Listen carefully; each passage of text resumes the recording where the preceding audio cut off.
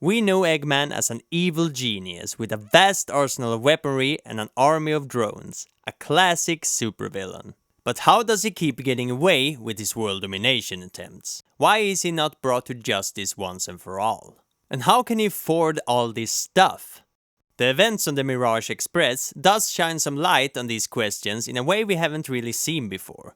To summarize, I think you are paying for it.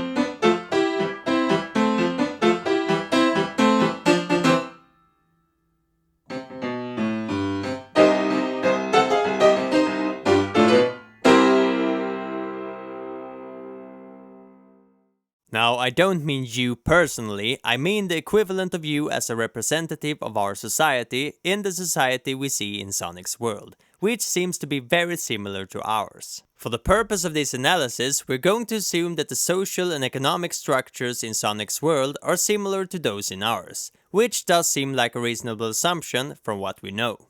So, we're witnessing Amy's birthday, which takes place on the Mirage Express, a high-tech luxury train on which a murder mystery has been arranged. What makes this encounter with Sonic and his friends a bit different than usual is that we're witnessing them interact in a casual environment, where the future of the world is not at stake. This allows us to get a glimpse of the world that Sonic is constantly saving, and as it turns out, we learn a bit about some of Eggman's more mundane undertakings as well.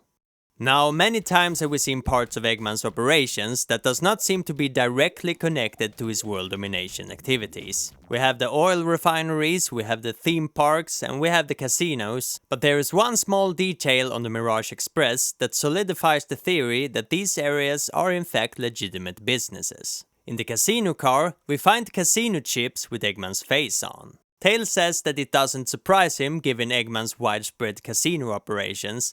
Now, we already knew about Eggman's casinos, but the fact that finding a casino chip with his face on it does not raise suspicion is the interesting part. It tells us that the railway company has done business with Eggman, which comes as no surprise to Tails and is apparently no reason for concern. This strongly suggests that Eggman's businesses are in fact legitimate. Now, how is this possible? The arguably most dangerous person in the world, with world domination on the agenda, seems to have complete freedom to operate. To answer that, we probably have to ask ourselves, is Eggman a criminal? We are observing Eggman through the eyes of Sonic. We know him well. We know that he is in fact a villain in every sense of the word. But the question is, does he commit any crimes? Let's go back to our first encounters with Eggman. Aside from trying to kill Sonic, which could probably be argued as being done in self-defense, he is snatching innocent animals and turning them into evil robots. Let's look at this from a purely legal perspective. Are you allowed to capture wild animals? In most places in the Western world, the hunt for wild animals is heavily regulated. You are not allowed to freely capture wild animals on your own accord. With that said, in America alone, millions of wild animals are captured each year as part of damage and disease control programs, population regulation activities, wildlife management efforts, and research studies. Now, it is not made clear whether or not Eggman has his hunting certificate with him, but we can't rule out the possibility that Eggman does in fact have government-issued permission to capture forest critters. We would have to assume that turning animals into evil robots fits into the research studies category. And just as with animal hunting, animal testing is heavily regulated. But that doesn't necessarily exclude private actors such as Eggman from getting permission.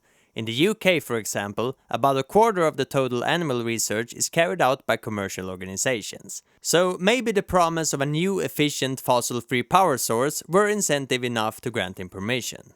Okay, I think I made my point by now. From what we know from our first encounter with Eggman, we cannot know for sure if he's actually a criminal.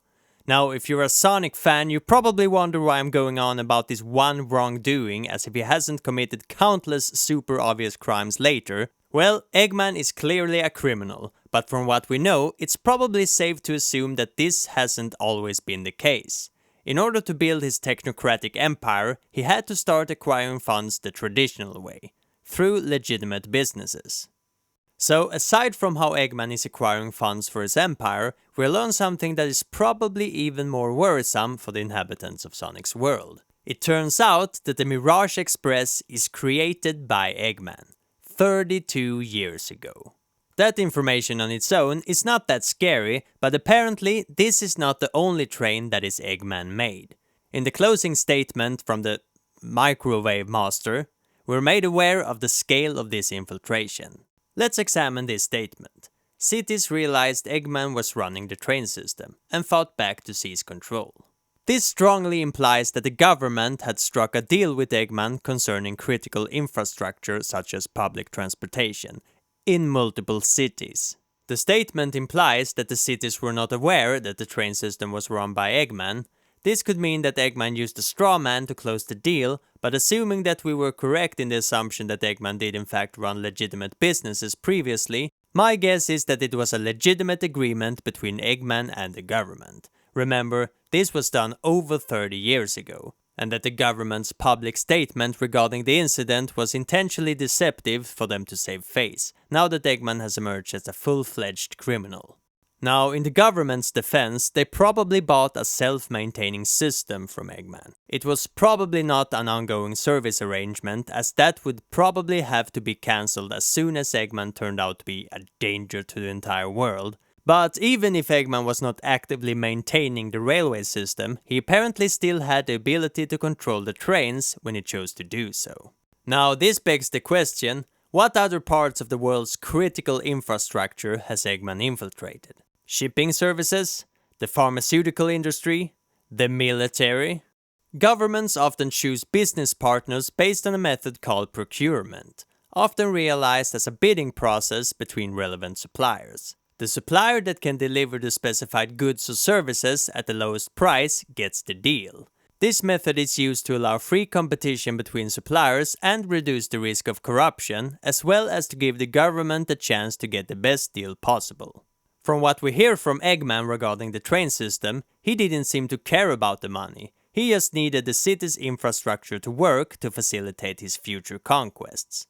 This means that as long as he fulfills the specified requirements, he is sure to win the deal, since he doesn't care about financial profit. So let's say Eggman acquires his funds from oil and gambling etc. and then invests some of that money into infiltrating the world's infrastructure by offering efficient technical solutions at zero profit. Given that we know how efficient Eggman can be, and that he has been doing this since over 30 years ago, he could potentially have infiltrated a significant portion of the world's infrastructure.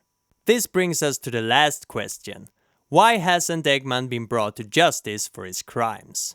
This is a complex question that we cannot answer with certainty, but we can definitely conclude that Eggman is an extremely difficult enemy to battle, due to his involvement in the world's infrastructure.